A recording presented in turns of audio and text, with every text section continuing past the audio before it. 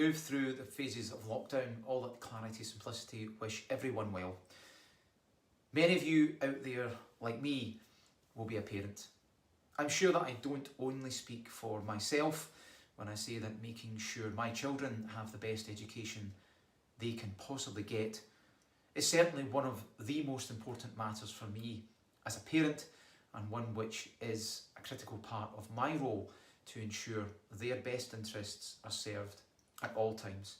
However, for some parents, simply having to send their kids to a school that as a parent they know is not in the best interests of their child is at times a reality.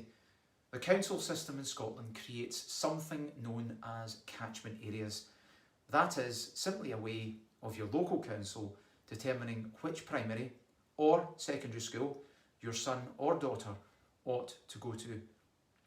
This time of year is one which finds many parents choosing to do something about this, where that catchment area placement means their child being placed in a school that they do not consider to be in their child's best interests. Those parents are making a placing request to have a council have their son or daughter attend another school, a school that they believe is better for their child. So this short video is therefore designed to give you a guide on the legal steps which are involved. These legal steps are as follows. Firstly, you must enrol your son or daughter with a school to receive an education. This is simply the law.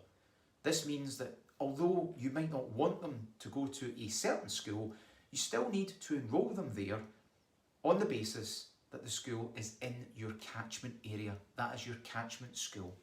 Next, if you want your son or daughter to go to a different school, you have to consider submitting something called a placing request to the council within whose area your school of choice is situated.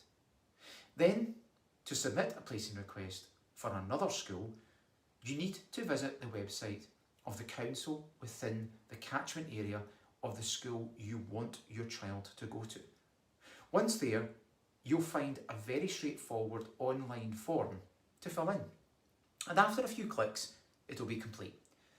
From there, the council will let you know if your application has been successful or refused. If it's successful, great. Your child will be able to attend the school you've chosen for them. However, if your application is refused, then you'll receive a letter from the council explaining why. Then you can do one of two things. You can either A, appeal the decision, or B, submit another application as per the previous step. That is to say that you can submit another placing request.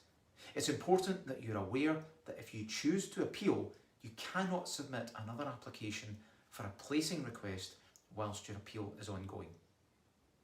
If you choose to appeal, then it is vital for you to know that you only have 28 days to submit your appeal to the council in question from the date that you receive the letter. You'll find on most council websites an appeal form. You'll need to complete this. Most councils, again, allow you to submit your appeal online by email. It is vital for you to know that your appeal needs to be relevant, factual, honest, and always stated in terms which highlight that which is in the best interests of your son or daughter and their individual needs. The appeal committee will want to know about the circumstances of your son or daughter and why you are appealing.